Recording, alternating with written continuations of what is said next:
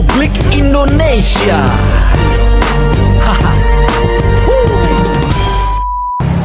Assalamualaikum warahmatullahi wabarakatuh. Hai Sobat Ipo.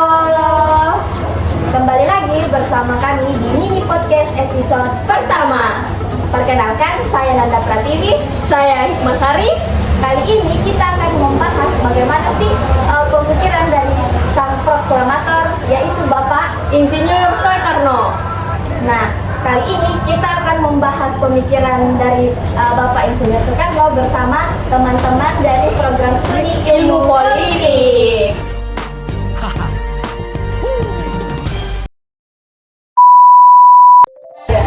Jeng jeng.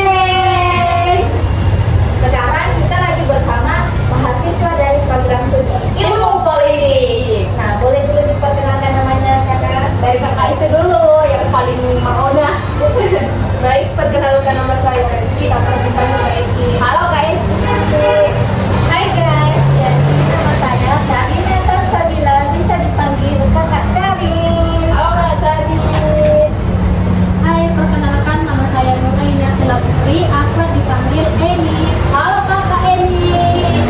Nah, pada hari ini kita akan membincang-bincang singkat tentang bagaimana sih pemikiran dari Bapak sang proklamator, yaitu Bapak Insinyur Soekarno.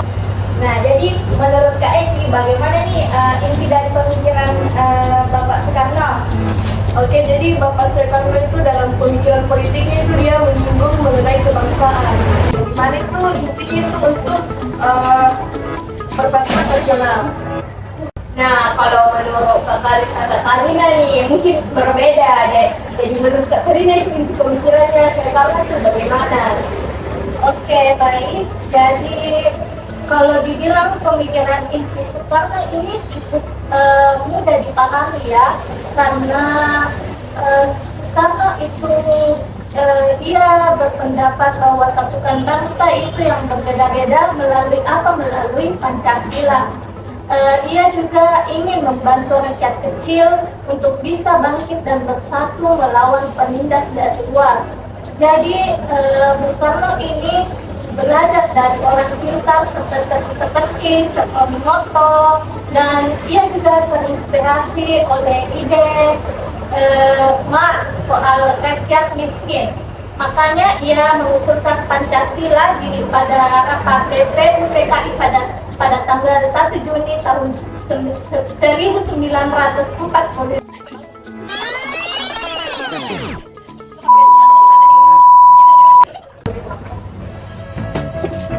Sekarang kita diskusikan tadi. Relax aja Kakak Karina, di sini tidak makan orang kok. Oke, maaf guys. Jadi Ada iklan sedikit. jadi melalui rapat BPU TKI pada tanggal 1 Juni 1945, ia mengusulkan idenya agar Indonesia itu bisa lebih kuat dan lebih adil. Jadi menurut Kak Karina begitu ya. Kita ke narasumber ketiga. Menurut Kak Aini nih, apa isi pemikiran dari Bapak Soekarno? Menurut saya, inti pemikiran dari Soekarno itu yang dimana merupakan sintetis yang terpadu, yang dimana bertujuan membangun sebuah negara yang adil, merdeka, dan bersatunya di tengah keragaman. Mungkin itu saja. Wah, menarik ya. Jadi inti dari gagasan Soekarno itu bukan sekedar membangun negara saja, tetapi menyatukan seluruh elemen yang berbeda-beda. Betul sekali Kakak. Pertanyaan yang kedua, di dalam pemikiran Bapak Soekarno itu ada penyatuan antara nasionalisme, Islam, dan Marxisme. Menurut kakak ini, bagaimana sih pandangan Kak tentang penyatuan itu? Menurut saya, jadi ketiga unsur itu dianggap sebagai kekuatan utama masyarakat Indonesia yang dapat bersatu melawan kolonialisme. Di mana Insinyur Soekarno ini ingin menghilangkan konflik ideologi. Nah, agar semua kekuatan bangsa negara ini bekerja mungkin itu alasan saya atau pemikiran saya tentang ketiga unsur ini. Mungkin begitu. Menarik karena menurut kakak ini ada penyatuan untuk membangun sebuah bangsa kayak kesinambungan. Kalau menurut pandangan kakak ini bagaimana? Ya, menurut saya benar Bapak Sekar ini itu menyatukan nasionalisme Islam dan marxisme. Karena apa? Karena ketiga ideologi itu dia tuh punya musuh bersama yang sama, yang dimana semuanya itu dari tiga unsur ini dia tuh menolak penindasan. Dimana nasionalisme itu dia tuh menolak penjajahan bangsa asing. Yang kedua Islam itu dia tuh menolak ketidakadilan dan eksploitasi manusia. Dan yang ketiga itu marxisme. Dalam marxisme dia itu menolak kapitalisme dan prioritas kelas. Jadi bagi Bapak Insinyur Soekarno, unsur ketiganya itu adalah kolonialisme dan kapitalisme internasional. Menarik sekali ya. Ya, tadi ada yang membahas Agak berbeda dan lain juga berbeda. tadi juga dibahas tentang sedikit dari maksudnya itu ada kolonialisme ya. Kalau maksudnya itu bagaimana ya kayak gitu?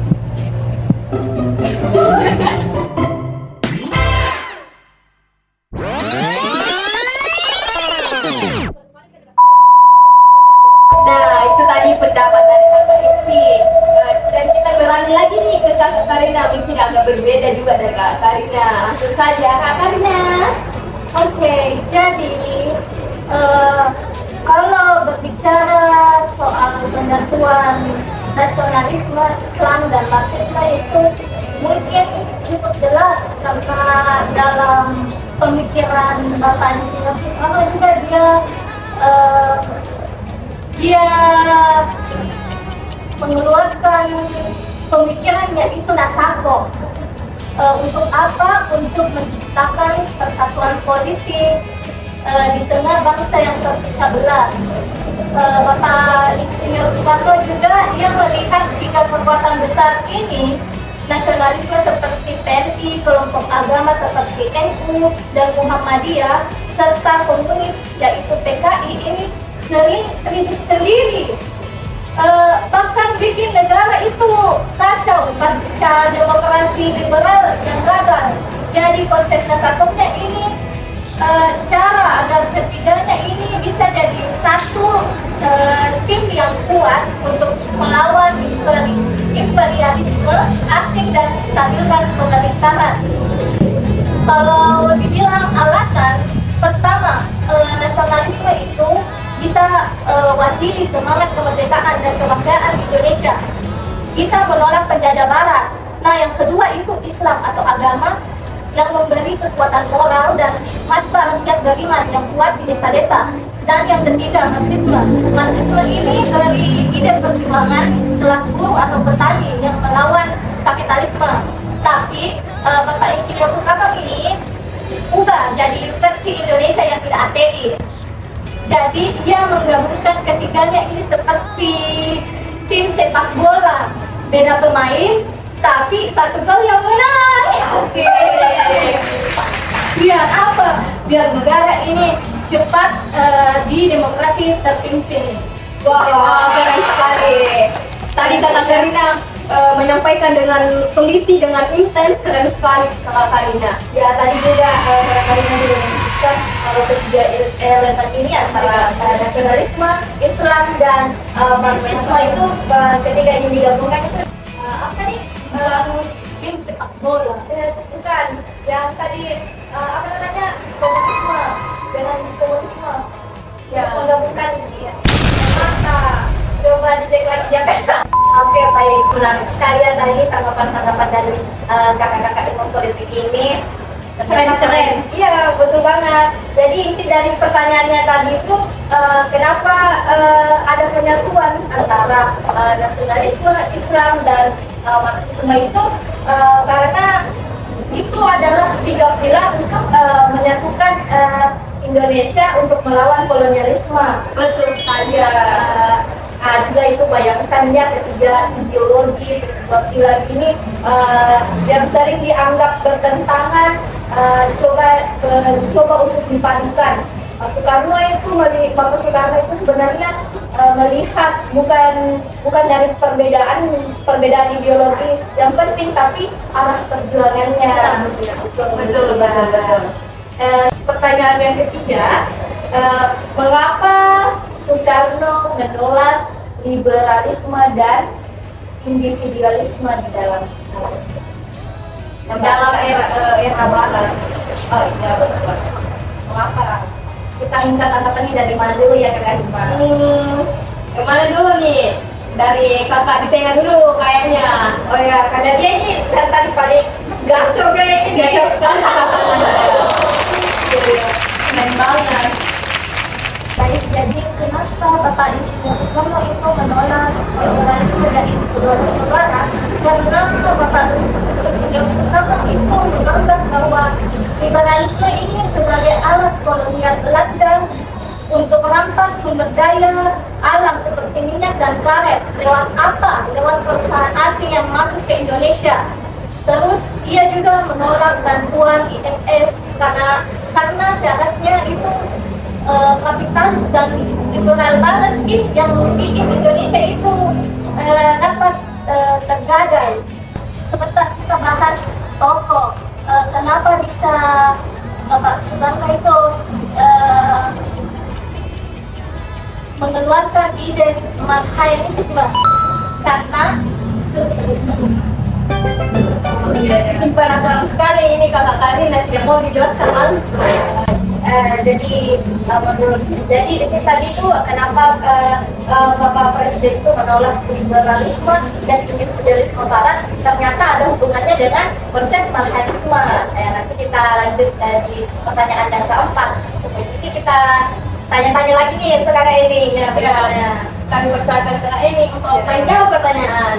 Jadi menurut Insinyur Soekarno yang dimana menolak liberalisme dan individualisme barat itu karena dia melihatnya sebagai alat kolonialisme yang eksploitatif. Nah, maksudnya itu Soekarno ini mengaitkan liberalisme barat dengan sistem kapitalisme yang dianut oleh negara-negara kolonial. Dan juga di sini bertentangan dengan nilai persatuan bangsa. Nah, jadi Indonesia ini sebagai negara yang multikultural yang membutuhkan semangat persatuan yang kuat. Soekarno percaya bahwa individualisme barat yang menekankan kebebasan pribadi tanpa batasan akan memecah belah masyarakat yang memicu konflik antara kelompok yang merusak persatuan kolonial. Dan yang ketiga itu tidak sesuai dengan kebutuhan keadilan sosial. Jadi liberalisme barat ini menganjurkan pasar bebas dan minimalisasi peran negara. Menurut Soekarno akan menyebabkan kesenjangan ekonomi yang luas antara kaya dan miskin. Mungkin itu yang terjadinya menolak liberalisme dan individualisme barat. Karena itu terlalu menonjol ya, menonjol kepentingan individu dan bisa membuka eksploitasi ekonomi ya. Dan ya kakak Eci lagi nih, kayaknya sudah tidak sabar dari tadi setuju. Kalau menurut kakak Eci nih, bagaimana nih? Baik, jadi menurutku itu kenapa Bapak Soekarno ini dia tuh menolak liberalisme dan individualisme barat karena dalam konsep liberalisme dia itu hanya mementingkan hak individu. Dan dia itu juga membuka peluang bagi eksploitasi ekonomi. Dia menginginkan bahwasanya demokrasi ini yang mengutamakan musyawarah, gotong royong, dan kesejahteraan sosial bagi rakyat kecil. Jadi itu harus saja mengapa sekali demokrasi dan tapi kalau dipikir-pikir juga kondisi Indonesia bersama rakyat Indonesia pada saat itu kan terjajah ya, dan kemiskinan juga kemiskinannya sangat tinggi kan. Nah jadi wajar Soekarno itu menolak liberalisme. Betul. Ya, karena dulu itu juga pas penjajahan di mana kan ekonomi kita ini kan dirampas oleh bangsa lain. Kalau di sisi lain masyarakat Indonesia ini masih dalam kemiskinan. Jadi itulah kenapa Bapak menolak. Jadi Soekarno itu dalam mempertimbangkan ya. Itu sekali memikirkan dari hal-hal kecil. Ya, oke baik. Lanjut. ke pertanyaan ketiga. Kita lanjut ke pertanyaan yang keempat. Tadi itu yang di sela-sela pertanyaan ketiga, Kakak Karina ini sempat menyinggung tentang marxisme nih. Ya tadi Kak Karina. Ya, tadi sempat dijelaskan bahwa itu tadi ketiga konsep antara nasionalisme, Islam, dan Marxisme itu sangat berkaitan dengan yang namanya marxisme. Jadi kita ini bertanya-tanya Betul sekali Kak. tentang apa sih marxisme sebenarnya. Tadi yang kita tanya kepada Karina. Oke, baik. Jadi dari kalian pasti mungkin bertanya-tanya siapa itu marxisme, apa itu marxisme.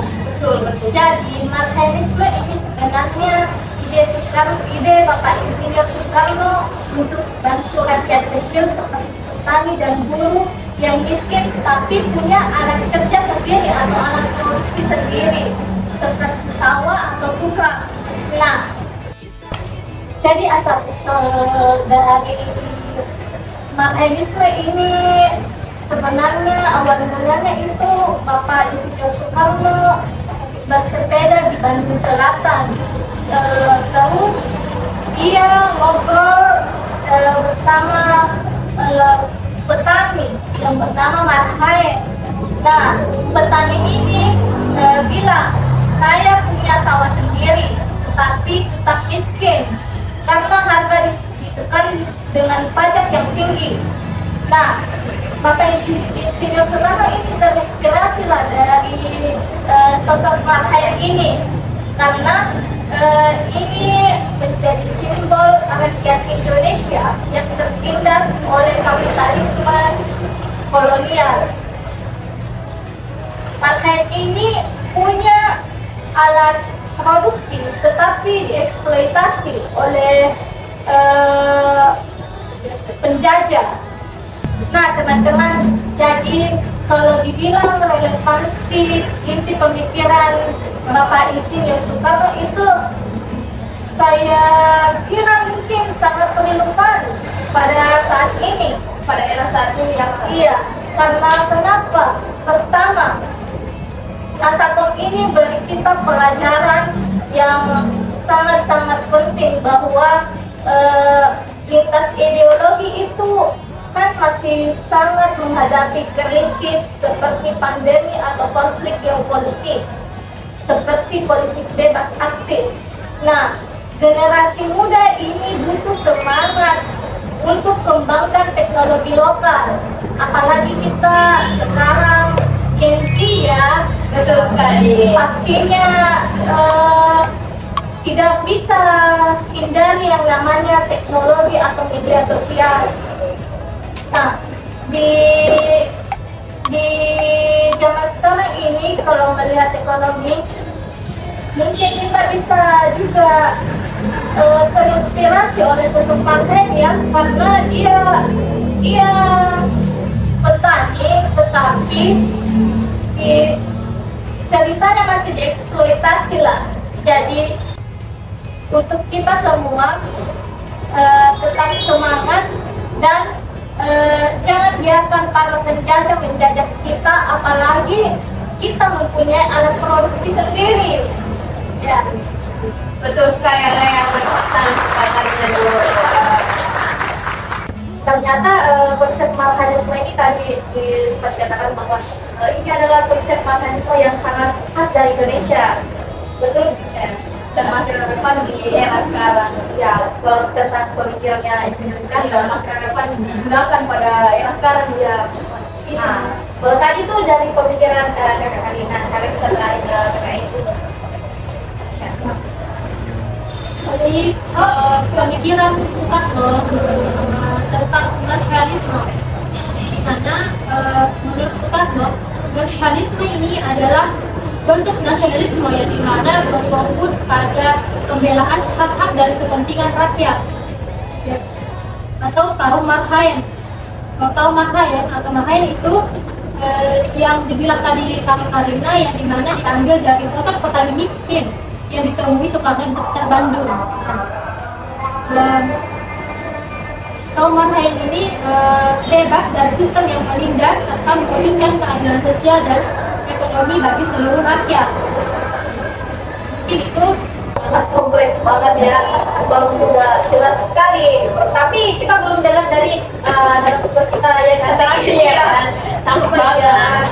Oke, Kakak Iki silakan Kakak Iki. Ya, jadi menurut saya kan dalam dataisme di mana dataisme ini dia itu merupakan ideologi yang dimana berangkat dari kenyataan bahwasanya seperti yang dijelaskan dari kakak Karina, dari rakyat kecil yang memiliki alat produksi namun tetap tertindas dan miskin. Jadi saya kan memperjuangkan ekonomi kerakyatan untuk menghentikan eksploitasi yaitu dan penjajahan ekonomi itu sendiri. Dan pula menurut begini, bagaimana sih relevansi pemikiran Soekarno sampai saat ini kan? Begini, jadi menurutnya itu pemikirannya itu seperti tentang persatuan, keadilan sosial, dan kedaulatan ekonomi yang berkembang. Tentang menghadapi ketimpangan, konflik identitas, dan tantangan globalisasi. Jadi semangat nasionalisme dan nasionalisme ini tetap penting sebagai landasan pembangunan Indonesia modern. Jadi intinya itu konsep partaidisme itu sebenarnya itu menjadi kritik tajam ya terhadap struktur ekonomi kolonial. Nah, tadi nih kakak Nanda kita sudah mendengar semua percakapan dari bincang singkat dari kakak-kakak ini. Nah, setelah mendengar jawaban-jawaban yang diberikan tadi, makin terasa bahwa pemikiran Soekarno itu bukan hanya untuk masa lalu. Ia memberi arah bagi bangsa hingga hari ini Indonesia